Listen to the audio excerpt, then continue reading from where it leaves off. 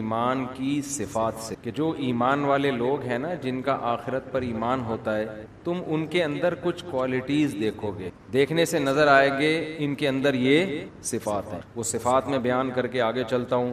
قد افلح المؤمنون، فرمایا مومنین کامیاب ہو گئے، فلاح پا گئے. کیسے کامیاب ہوئے یہ آگے آ رہا ہے. الذین هم فی صلاتهم خاشعون، یہ وہ لوگ ہیں جو اپنی نمازوں میں خشوع پیدا کرتے ہیں. سب سے پہلے ایمان لانے کے بعد اپنی نماز کو ٹھیک کرنے کی ضرورت ہے. خشوع پیدا کریں. آج جب نماز ٹھیک کرنے کی طرف جاتے ہیں تو اختلافی مسائل کے جھگڑوں میں پڑے جاتے ہیں کہ رفع الیدین کے ساتھ پڑھیں گے، بغیر رفع الیدین کے پڑھیں، ہاتھ باندھ کے پڑھیں کہ ہاتھ چھوڑ کے پڑھیں. صحابہ کرام میں یہ تمام قسم کی نمازیں موجود تھیں. رفع الیدین سے پڑھنے والے بھی تھے، اور امام بخاری کے شاگرد امام ترمذی کہتے ہیں رفع الیدین سے نہ پڑھنے والے بھی بہت سارے صحابہ تھے. امام ترمذی کا بیان ہے ترمذی میں، اور روایات سے بھی ثابت ہے. تو ان لوگوں میں زور سے آمین بھی تھی، آہستہ آمین والے بھی تھے، رفع الیدین والے بھی تھے، بغیر رفع الیدین والے بھی تھے. لیکن ان کی نمازوں میں چاہے رفع الیدین کے ساتھ ہو یا بغیر رفع الیدین کے ہو، خشوع و خضوع سب میں مشترک تھا. آج رفع الیدین کرنا یا نہ کرنے کے پھڈے تو بہت پتہ ہوتے ہیں، نماز سے خشوع کیا ہے؟ شارٹ ہے. تو ہماری نمازیں تو چاہے بغیر رفع کے پڑھیں یا رفع کے ساتھ پڑھیں، قبول مجھے لگتا ہے کہ نہیں ہو رہی.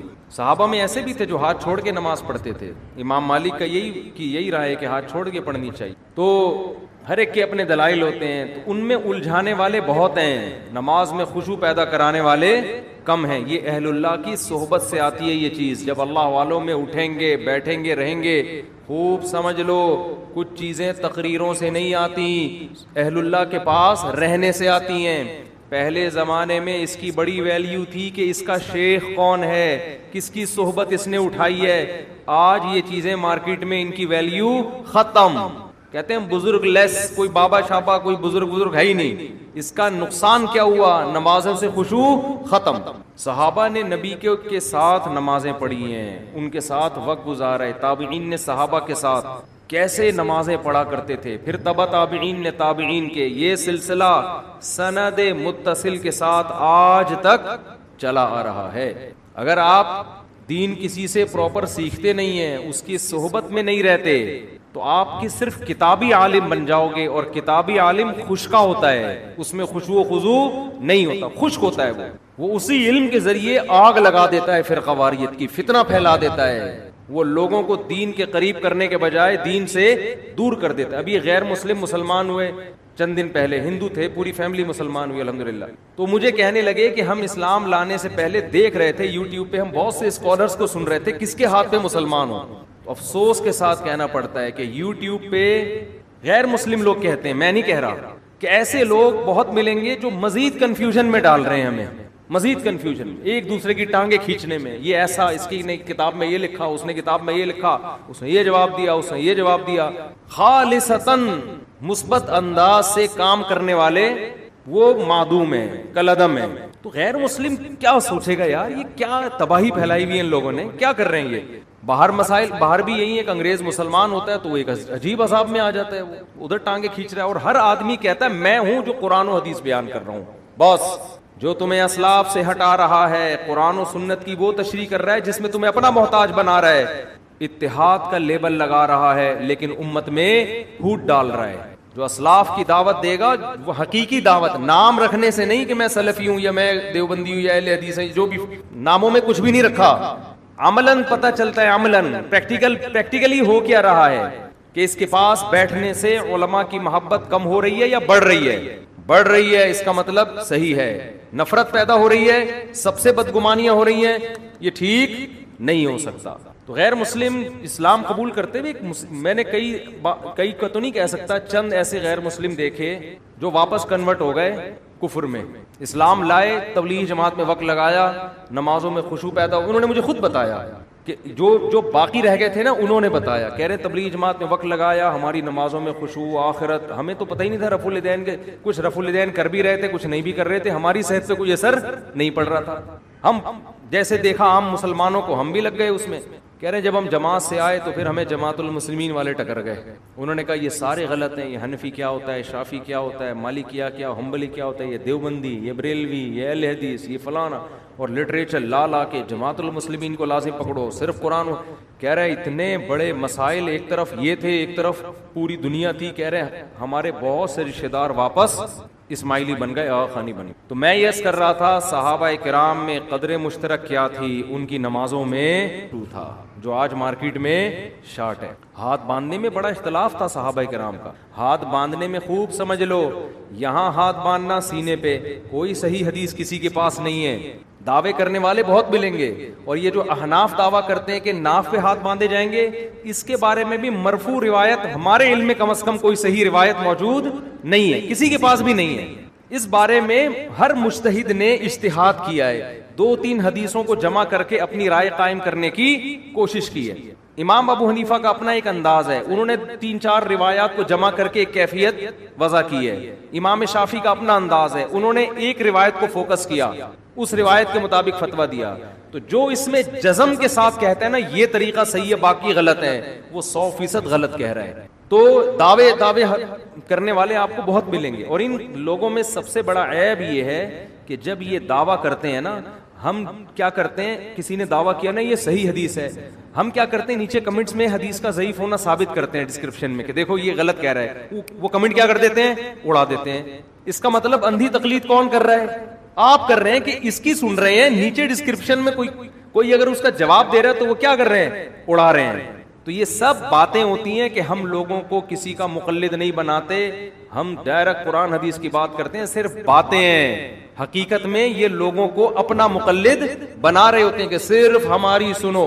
کہتے یہ ہے کہ سب کی سنو, لیکن عمل کیا ہے, کسی کی مت سنو. ورنہ آپ جو ڈسکرپشن میں جب ہم یا کمنٹس میں جب کوئی لنک دیا جاتا ہے اس کے جواب کا تو اڑاتے کیوں ہو. تو میں آپ کو یہ بار بار یہ باتیں اس لیے بتاتا ہوں کہ اس زمانے میں دین کے نام پہ چورن بیچنے والے مارکیٹ میں بہت ہیں. تو قرآن کیا بیان کر رہا ہے اس کو فوکس کرو. الذین هم فی صلاتہم خاشعون, فرمایا اہل ایمان اپنی نمازوں میں خشوع پیدا کرتے ہیں. والذین هم عن اللغو معرضون, جو کامیاب لوگ ہیں وہ لغو سے اعراض کرتے ہیں. لغو کا کیا مطلب, وہ باتیں جن کا نہ دین کا کوئی فائدہ اور نہ آخرت. ٹائم ویسٹنگ, لغو میں ٹائم ویسٹنگ بھی داخل ہے, وہ موضوعات بھی داخل ہیں جن کا ہم سے قیامت کے دن سوال نہیں ہوگا, وہ امت کے لیے اہم نہیں ہے. آپ اہم چیزوں کو چھوڑ کر غیر اہم میں لگ جاؤ, یہ بھی لغویات. میں نے اپنے شیخ مفتی رشید احمد صاحب رحمہ اللہ کی صحبت میں 7-8 سال لگائے, بالکل چپک کے ایسے. نماز بھی 3 سال پڑھائی میں نے, ہفتے میں 1 دن ہم گھر میں آتے تھے. کتنے بڑے اللہ والے بزرگ تہجد میں اتنی لمبی لمبی نمازیں پڑھتے تھے, روتے تھے. اللہ نے علم اتنا دیا تھا, کئی سال صحیح بخاری پڑھائی انہوں نے دارالعلوم کرنگی میں. حضرت مفتی تقی عثمانی صاحب جو اتنے بڑے عالم جن کے ائمہ حرمین قدر کرتے ہیں, عزت دیتے ہیں, یہ ہمارے شیخ مفتی رشید احمد صاحب کے شاگرد ہیں. 7 سال پڑھا ہے انہوں نے حضرت سے. فتوے کا کام مفتی رشید احمد صاحب رحمہ اللہ نے حضرت اقدس, حضرت مفتی تقی عثمانی صاحب اور حضرت مفتی رفیع عثمانی صاحب کو سکھایا. کتنے بڑے عالم. میں نے 7-8 سال میں ایک مرتبہ بھی یزید کا مسئلہ ان کی زبان سے نہیں سنا. نہ جنگ جمل سنی, نہ جنگ صفین سنی, نہ یہ سنا کہ ان دونوں میں کون حق پر تھا کون باطل پر تھا. پریکٹیکل کام. جو کسی نے پوچھا بھی حضرت یزید, انہوں نے کہا بھائی تم سے قیامت کے دن یزید کے بارے میں سوال نہیں ہوگا. قرآن جگہ جگہ کہہ رہا ہے تلک امۃ قد خلت, یہ لوگ تھے گزر گئے, لہا ما کسبت ولکم ما کسبتم, انہوں نے جو کیا ان کو قیامت میں اس کا بدلہ مل جائے گا. اچھا کیا اچھا ملے گا, برا کیا لعنت ہوگی ان کے اوپر. ولکم ما کسبتم, اللہ تم سے تمہارے عمل کے بارے میں پوچھے گا, تم کیا کر رہے ہو. اپنا عمل زیرو, اور تقریریں دیکھو یار بیٹھ کے. تو لغویات میں یہ بھی داخل ہے, جس چیز کا آپ کی پریکٹیکل لائف سے تعلق نہیں ہے اپنے آپ کو ان چیزوں سے بولو بچاؤ. آپ ڈائری بناؤ یار, میں فجر کی نماز تکبیر اولا سے پڑھتا ہوں, میں ظہر پڑھتا ہوں, میں عصر پڑھتا ہوں, میں مغرب پڑھتا ہوں, میں عشاء پڑھتا ہوں, میں اپنے ماں باپ کے ساتھ اچھا سلوک کرتا ہوں, میں نے بہنوں کی وراثت ان کے حوالے کی ہے, میں حرام تو نہیں کما رہا, میں تجارت میں جھوٹ تو نہیں بول رہا, میں تہجد پڑھتا ہوں, میں تلاوت کتنی کرتا ہوں, میں دین کو دنیا میں غالب کرنے کے لیے کیا کر رہا ہوں. تو آج آپ کو جس کے پاس بیٹھو گے نا وہی باتیں شروع کر دو. پنجاب میں حیات ممات کے مسئلے میں اتنا الجھے ہیں لوگ، اتنا الجھے ہیں کہ اچھے اچھے ایک جماعت کے طلبہ آپس میں لڑ پڑے ہیں، سارے مسائل ایک جیسے، ایک مسئلے میں اختلاف، اور وہ جو گالم گلوچ اور اتنا زیادہ آپس میں تماشا بنا ہے کہ آپ الامان والحفیظ. تو والذین هم عن اللغو معرضون کا مطلب کیا ہے؟ وہ تمام چیزیں. دیکھو ایک اہم بات کر کے میں اس آیت کو سمجھاتا ہوں، پھر انشاءاللہ کھوپڑی میں بیٹھے گی. اپنی زندگی سے جو غیر اہم چیزیں ہیں، جو غیر امپورٹنٹ ہیں، اس کو کیا کر دو؟ بولو نا یار، نکال دو. امپورٹنٹ کی ڈیفینیشن کیا ہے؟ یہ بڑا اہم مسئلہ ہے. ہم نے ایک دفعہ ورک شاپ کروائی نا ٹائم مینجمنٹ کی، اللہ سلیمان احمد صاحب کو جزائے خیر دے، بڑے زبردست آدمی. یہ امپورٹنٹ کی ڈیفینیشن انہوں نے ہمیں بتائی، بہت خاندانی ڈیفینیشن بتائی. حکمت کی بات جہاں سے لو، لے کے آگے پارسل کر دو. تو جو ان کا اسٹائل تھا اسی اسٹائل سے میں بھی پوچھ رہا ہوں. ہم نے پھر ورک شاپ میں نے خود کروائی تو میں نے اس میں پوچھا کہ امپورٹنٹ کی ڈیفینیشن کیا؟ ہمیں امپورٹنٹ کام کرنے چاہیے، جو غیر امپورٹنٹ ہیں ان کو زندگی سے نکال دینا چاہیے. اب امپورٹنٹ کی ڈیفینیشن کیا ہے؟ اب ہم جب لوگوں سے پوچھتے ہیں بہت اہم، موسٹ امپورٹنٹ، اس کو امپورٹنٹ کہتے ہیں، ٹھیک ہے نا. بہت اہم کام جو بہت ضروری ہو. ابے یہ تو ضروری امپورٹنٹ، یہ تو آپ الفاظ بدل رہے ہیں نا. امپورٹنٹ کی ڈیفینیشن یہ ہے کہ آپ کا جو ہدف ہے نا، جو چیز آپ کو اس ہدف میں پہنچانے کا ذریعہ بنے، وہ کام امپورٹنٹ ہے، اور جو اس ہدف تک سے روکنے کا ذریعہ بنے وہ نقصان دہ آپ کے لیے. وہ کیا ہے؟ وہ جو وہاں تک روکنے کا ذریعہ بنے نا، وہ کیا ہے؟ جو اس میں نقصان کا ذریعہ بنے ہدف تک پہنچانے کا، وہ غیر امپورٹنٹ. اب دیکھو آپ کے پاس ٹائم کم ہے، زندگی محدود ہے، آپ کا ایک ہدف ہے اللہ کی رضا. مسلمان کا اصل ویژن کیا ہوتا ہے؟ اللہ کی رضا، جنت ہے. اس ویژن کو حاصل کرنے کے لیے چھوٹے چھوٹے ویژن بنانے پڑتے ہیں. جنت تک پہنچنے کے بہت سے طریقے ہیں نا. بھائی ایک آدمی صبح پڑھا ہوا ہے، اسکول نہیں جا رہا. کیوں نہیں جا رہا؟ بھائی میرا ہدف ہے اللہ کو راضی کرنا، میرا ہدف تعلیم ہے ہی نہیں، میں اسکول نہیں جاؤں گا. اس کو بولو کما کے لا، کہہ رہا ہے میں کماؤں گا نہیں. میں کمانے کے لیے پیدا نہیں ہوا، میں کس کے لیے پیدا ہوا ہوں؟ اللہ کے لیے. بعض لوگ ایسے اللہ کا لفظ بڑھ کے نا بول رہے ہوتے ہیں. یہ میں اللہ کا لفظ اس لیے بولتا ہوں، ایک پرویزی تھا منکر حدیث، ہم جب بھی اس کے پاس جاتے نا ہمیں الو بنا رہا تھا. وہ کہہ رہا ہے ہم قرآن کو مانتے ہیں، قرآن کو. تو یہ اللہ کا لفظ بڑے جلال سے بولتا تھا، ایک دم ہمارے دل دہل جائیں گے، یا تو بڑا نیک آدمی ہے، تو رب العالمین نے فرمایا. تو یہ نا منہ بھر بھر کے ٹوپیاں بہت کراتے ہیں. تو خیر، تو اب وہ نہ پوستی آدمی، نہ وہ اسکول جا رہا ہے، نہ وہ کالج جا رہا ہے، نہ وہ ایجوکیشن میں بڑھ رہا ہے آگے، نہ وہ کم بخت بزنس کی طرف توجہ دے رہا ہے. جب اس سے پوچھا جائے کہہ رہا ہے میرا ہدف بزنس ہے ہی نہیں. لوگ کہتے ہیں بے کم بخت تیری شادی کیسے ہوگی جب تو کمائے گا نہیں، کھائے گا نہیں. تو کہہ رہا ہے میرا ہدف شادی نہیں ہے، میرا ہدف ہے اللہ کی رضا. صحیح کہہ رہا ہے غلط کہہ رہا ہے؟ الو بنا رہا ہے. ابے اللہ کی رضا کے لیے تو دنیا میں کچھ کرنا تو پڑے گا نا. یوسف علیہ السلام نے مصر کی وزارت قبول کی، کس کے لیے؟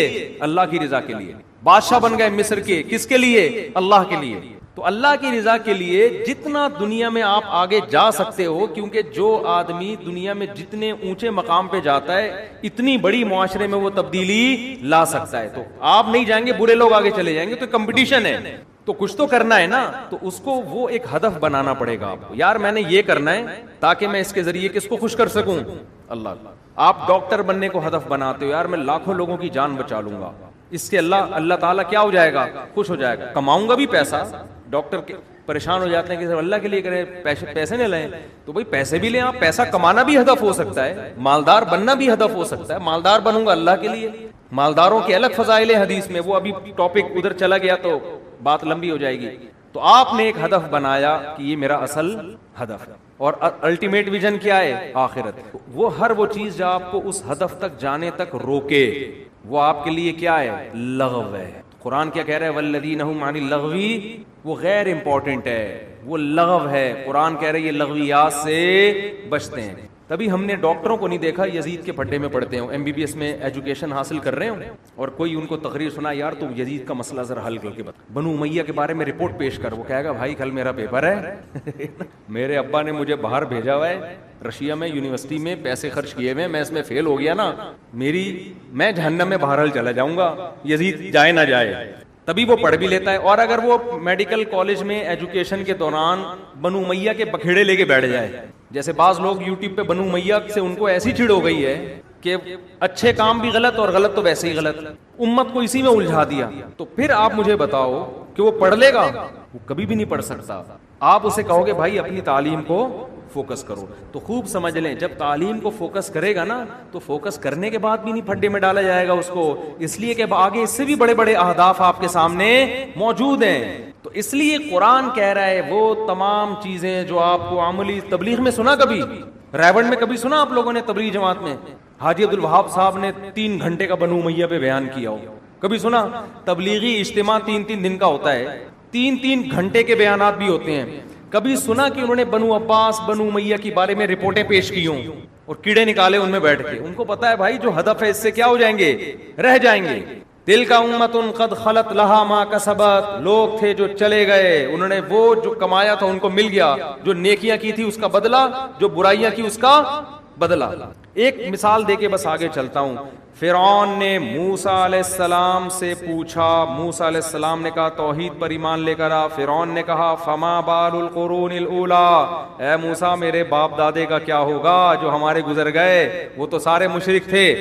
اب موسیٰ علیہ السلام اگر کہہ دیتے جہنم میں جائیں گے سارے کے سارے، تو بحث کا رخ کیا ہو جاتا؟ چینج۔ فرعون کہتا دیکھو تم سب کے باپ دادوں کو کیا کہہ رہے ہیں، جہنمی۔ لوگ طیش میں آتے۔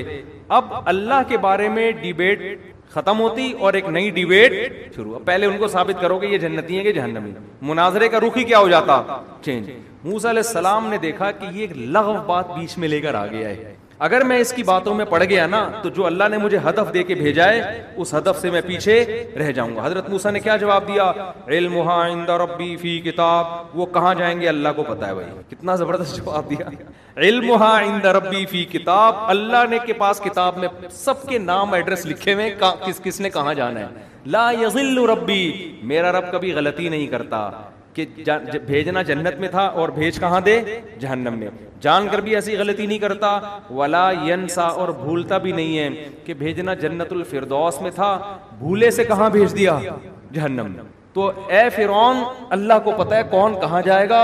الذی جعل لکم الارض مہدا، میں اس خدا کی دعوت دے رہا ہوں جس نے زمین کو تمہارے لیے بچھونا بنایا۔ دیکھو حضرت موسیٰ نے بات کیسے پلٹ دی کہ نہیں پلٹ دی، اور پھر اللہ کی بڑائی بیان کرنا شروع کر دی، اس لیے کہ فرعون کو سب سے زیادہ تکلیف یہ ہو رہی تھی کہ میرے محل میں میرے علاوہ کسی اور کی کبریائی کیوں بیان ہو رہی ہے۔ اور موسیٰ علیہ السلام کو جو مشن دیا گیا تھا وہ یہ کہ آپ نے فرعون کے محل میں وہ کام کرنا ہے جو آج تک کسی نے نہیں کیا۔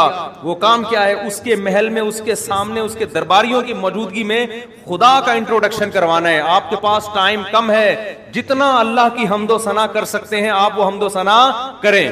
تبھی تو فرعون جوش میں آ کے کہنے لگا ان رسولکم الذی ارسل الیکم لمجنون، لوگوں تمہیں جس کو اللہ نے پیغمبر بنا کے بھیجا ہے نا وہ دیوانے ہیں معاذ اللہ۔ میں پوچھتا کیا ہوں، جواب کیا دیتے ہیں یہ، صحیح ہے نا؟